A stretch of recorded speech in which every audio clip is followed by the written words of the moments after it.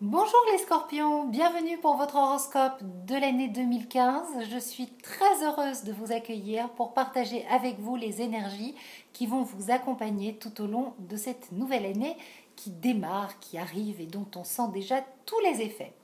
Alors, que va-t-il se passer pour votre signe en 2015 ? Tadam, tadam, bonne nouvelle, déjà, grande nouvelle. La libération est enfin là, étant donné que Saturne, le grand maître du zodiaque, le donneur de leçons, l'empêcheur de tourner en rond, celui qui met des bâtons dans les roues, qui freine, qui met des petits grains de sable dans les rouages et qui dit non, non, non, ne va surtout pas dans cette direction parce que ce n'est pas la bonne direction, mais vous, avec votre volonté bien scorpion, vous vous acharnez et vous dites mais si, mais moi j'ai décidé que j'allais là-bas. Et puis Saturne, il n'est pas d'accord. Et puis, ce sentiment de solitude, que tout est pesant, que tout est lourd, qu'on porte le poids du monde sur ses épaules, que le sort s'acharne. Eh bien, ça, c'était avant. Alors, c'était en 2013 et en 2014, sous la poussée saturnienne, au cœur de votre signe. Et Saturne est parti le 24 décembre pour entrer en Sagittaire. Alors, il va en fait jouer avec le début du Sagittaire et la fin de votre signe. Donc si vous êtes tout à la fin du signe du Scorpion, Saturne, vous y avez encore droit cette année. Mais si vous êtes des premiers, deuxième et troisième décans, tout début du troisième décan, bon ça y est, c'est bon, ça, c'est fait. Maintenant que j'ai un petit peu plaisanté avec Saturne, l'empêcheur de tourner en rond, je voudrais quand même revenir aux choses sérieuses. Parce que Saturne, il n'est que le reflet des limites que nous avons à l'intérieur de nous. Et ces limites, ces freins que nous impose Saturne, finalement, sont nos peurs, nos propres limites. C'est là où nous n'osons pas aller et là où nous nous limitons. Et tous les miroirs que nous tendent la vie nous permettent toujours d'avancer, de grandir et d'évoluer. Excusez-moi. Donc Saturne, c'est vraiment une planète qui nous fait grandir, évoluer. C'est un grand maître, c'est un grand sage, c'est le maître du temps. Et avec Saturne, nous devenons toujours un peu plus adultes. Donc toutes les leçons que Saturne vous a imposées, infligées, proposées, en fait, étaient là pour faire grandir votre cœur, votre âme, et vous poser la question du qui suis-je au fond, qui suis-je véritablement, la question de votre identité, de votre être profond, pour savoir ce que vous vouliez faire de votre vie et comment lui donner un sens plus profond, plus authentique, qui corresponde plus à votre vibration d'âme. Donc, tout ce qui n'a pas fonctionné, tout ce qui a été vécu comme un empêchement, une séparation, une lourdeur, un obstacle, un non net et précis, tout ce qui a pris du temps, eh bien, c'était tout simplement ce que Saturne jugeait inutile. En fait, ce que vous, à l'intérieur de vous, et votre âme, savait n'étant plus profitable pour votre avenir. Et donc pas avantageux, et donc comme être adulte, c'est faire des choix, et faire des choix, c'est renoncer à son avantage, eh bien Saturne vous a proposé de renoncer pour votre avantage, pour votre évolution. Alors c'est vrai que c'est toujours un peu difficile, parce que quand on est confronté à ses propres limites, c'est désagréable, on n'aime pas ça. Parce qu'en fait, ces limites, comme je le disais tout à l'heure, ce sont nos peurs. Et les peurs, ça réveille des choses douloureuses. Ce sont nos programmations inconscientes, c'est notre émotionnel qui parle à notre place. Et c'est tous ces vieux dossiers qui sont stockés dans notre amygdale, dans notre cerveau émotionnel, dans notre limbique. L'amygdale étant le gardien du temple, la partie de notre cerveau limbique qui contient et qui stocke et qui emmagasine tous les stress, tous les traumatismes, toutes les transmissions explicites, implicites, tout ce que on a reçu en héritage, tout le transgénérationnel et puis peut-être même les mémoires auxquelles on n'a pas accès. Et donc forcément, souvent avec Saturne, je le répète, on se retrouve un petit peu dans cet état de bébé abandonné face à la peur, une peur archaïque, sensation qu'on est dans un berceau et que personne ne va venir nous donner à manger Et donc on est emprisonné par la sensation du manque, du vide, et on attend bien sûr désespérément de l'autre, de l'extérieur, qu'il vienne combler ce vide, qu'il vienne nous donner à manger, qu'il vienne nous nourrir. C'est vital. Et donc ça peut se jouer sur tous les domaines, euh, de l'amitié au travail, à l'amour, enfin, euh, symboliquement, voilà l'explication de Saturne. Après, voyez comment ça s'est passé. Donc ce petit retour en arrière, pourquoi? Pour faire le bilan, c'est toujours important et intéressant de faire un bilan de Saturne parce que c'est véritablement une leçon de vie qui vous a été proposée. Donc maintenant c'est au tour des Sagittaires et je vais leur adresser la parole, croyez-moi. Mais vous, voilà, vous devez tirer tous les enseignements et tous les bénéfices de ce transit de Saturne parce que maintenant vous avez un nouveau mode d'emploi. Vous êtes un initié. Vous avez accès à la connaissance. À quelle connaissance? Mais à la connaissance de votre âme, de votre être véritable. Puisque Saturne nous prive et nous frustre souvent, mais en fait, il ne fait que retirer de notre vie ce dont on n'a pas besoin, ce qui est superficiel, superfétatoire. Tout ça pour nous connecter à ce que nous sommes profondément, à l'être authentique que nous sommes, pas aux besoins, comment dirais-je, d'un ego. Il nous prive et nous frustre des besoins de notre ego pour nous connecter au plaisir véritable et enchanteur de notre âme. Donc si vous l'avez vécu dans C'est pas juste, vivement que ça s'arrête, et que vous êtes soulagé que ce transit s'arrête, eh bien c'est que quelque part vous n'avez pas été forcément capable, et ce n'est pas grave, ce n'est pas un jugement, mais de véritablement prendre la splendeur de ce transit et vous débarrasser des attentes pré-inscrites, pré-programmées de votre mental, de votre ego, et vous êtes encore à la merci de ce que vous croyez que vous êtes, hein, puisque l'ego, c'est notre conscience, c'est ce que nous pensons que nous sommes, c'est comme nous nous définissons. Et donc, il y a encore des petits ajustements à faire, mais ma foi, nous sommes humains et tout cela n'est pas bien grave à l'échelle de notre évolution, à l'échelle de l'humanité. Nous sommes venus en tant qu'énergie sur Terre, dans une matière, pour incarner une expérience à vivre, apprendre et évoluer. Et à tous les moments de notre évolution, nous sommes parfaits. Nous devons explorer les faces sombres et lumineuses de notre signe, de nos aspects planétaires. Et en fait, il n'y a pas de face sombre, il n'y a pas de face lumineuse, c'est un tout. Et nous sommes constitués de cette lumière et de cette ombre, comme la lune et le soleil. Pour l'âme, il n'y a pas de différence entre le négatif et le positif. Tout est riche et tout est merveilleux et tout est lumière. Et donc finalement, vous les scorpions, ce que vous devez trouver, le véritable but de votre incarnation, c'est de trouver votre lumière intérieure. Pluton est la planète qui vous dirige. Pluton, c'est le dieu des enfers, c'est Hadès, mais c'était aussi l'ange préféré de Dieu, déchu, et c'était un ange merveilleux. Et la lumière intérieure est la plus belle des lumières, c'est celle qui irradie à l'extérieur.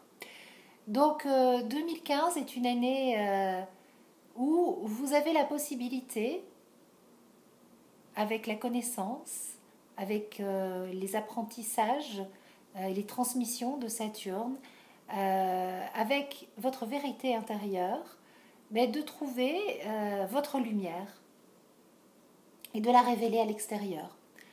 Les choses sont plus fluides pour vous en 2015, la vie se fait plus douce, plus harmonieuse, plus agréable. Vous n'êtes plus autant confronté à vos limites, vous avez moins peur, mais peut-être parce que vous les avez transcendées et que vous y êtes confronté.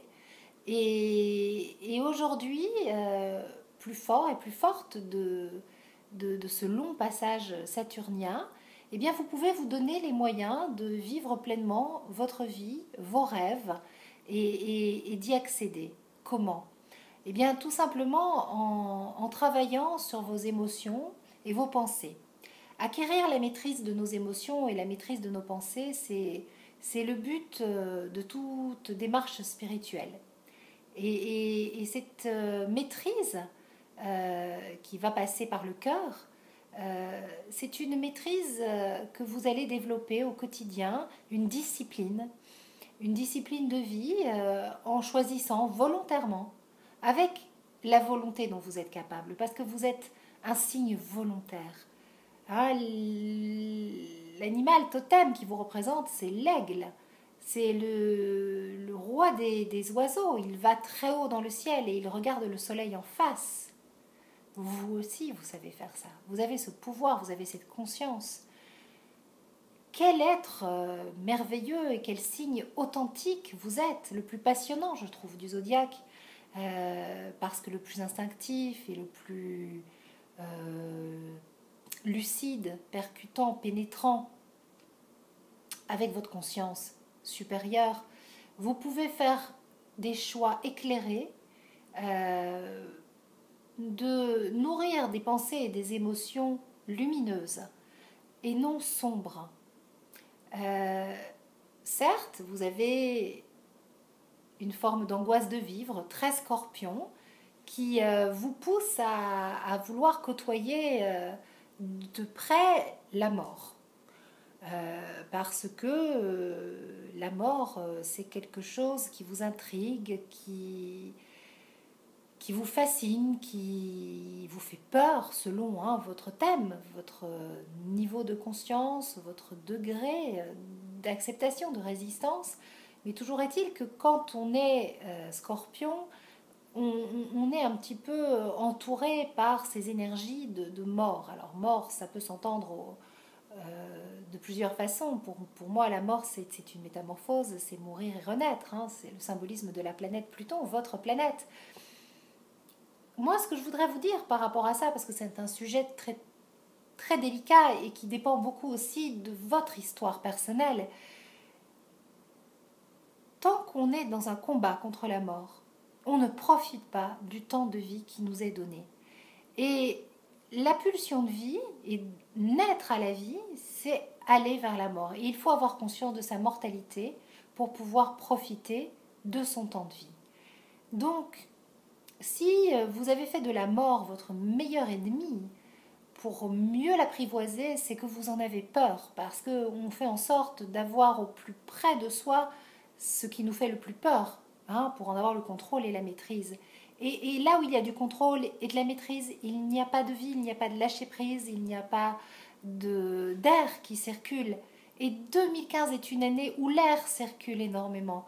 Et tout cet air qui va se retrouver régulièrement proposé à vous, c'est important que vous le fassiez circuler. Alors je sais que vous êtes un signe d'eau et que l'air, c'est un élément qui vous est plutôt étrange, mais c'est l'air du mental. Et donc en fait, de la pensée élevée et supérieure. Je le dis dans plusieurs de mes vidéos, 2015 est une année de saut quantique. C'est une année où de plus en plus nous sommes les précurseurs de l'ère du Verseau qui est à venir. Et donc en tant que prophète, en tant que personne qui émane déjà de cette énergie-là et dont vous êtes, puisque vous regardez cette vidéo, sinon c'est une autre vidéo que vous regardez, c'est pas la mienne, eh bien vous êtes capable de placer votre niveau de conscience au-dessus. Placez le curseur là où les énergies sont quantiques, dans la verticalité, dans la grâce, dans la beauté. Et donc, tout dans l'année 2015 est mental, élevé, conscience supérieure. Mars, votre planète. C'est Sophia qui le disait dans la jolie interview que j'ai fait avec elle. Regardez-la, Sophia, elle est scorpion et donc c'est une astrologue qui doit vous parler.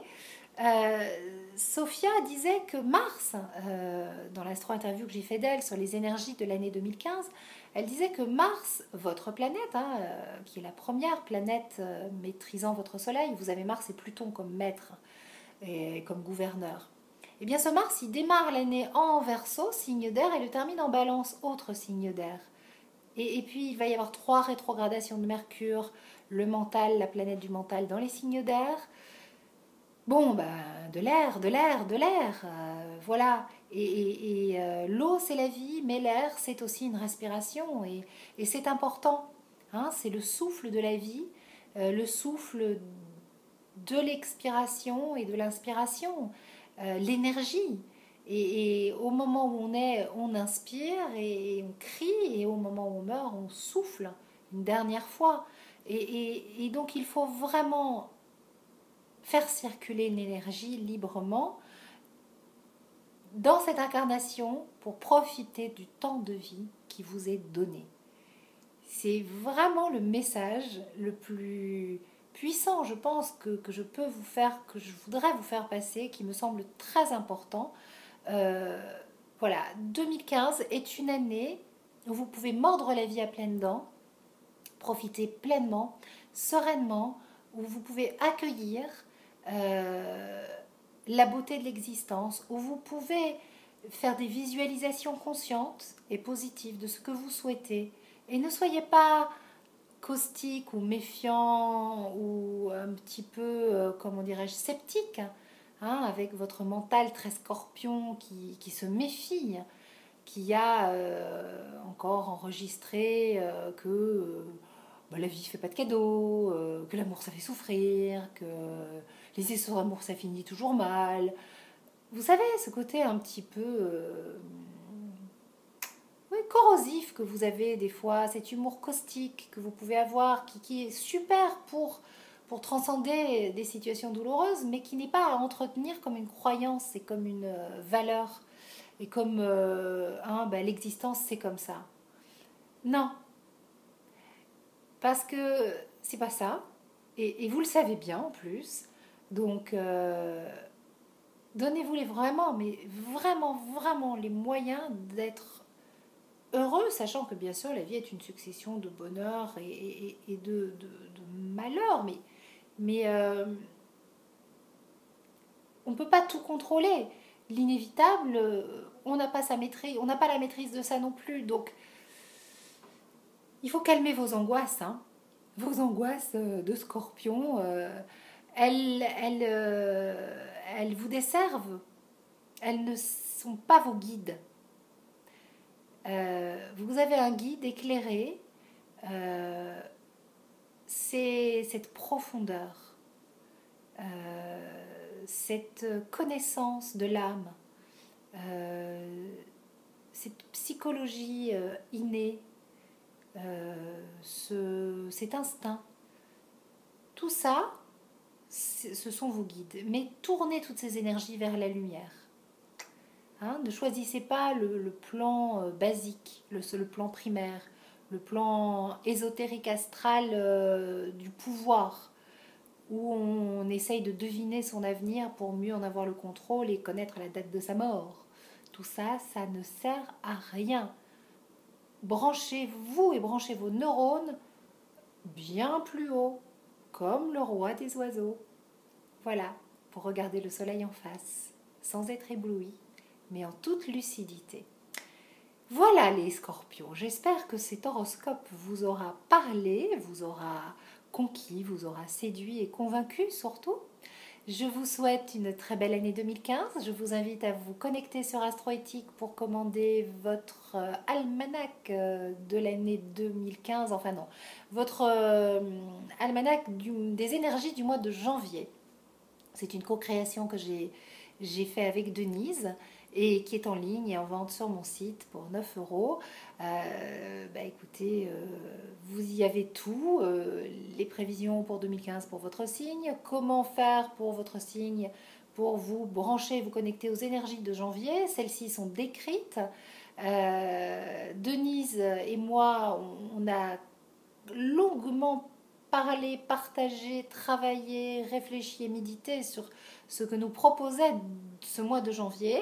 Et vous y avez aussi toutes les énergies de la nouvelle lune et de la pleine lune. Et puis des trucs, des astuces, voilà, des moyens de rester toujours en connexion avec votre âme. Parce que c'est le véritable but de notre incarnation, c'est nous relier à notre âme pour pouvoir vivre pleinement tout le potentiel que nous sommes. Des gros bisous les scorpions et à très vite pour de nouveaux rendez-vous vidéo. Ciao!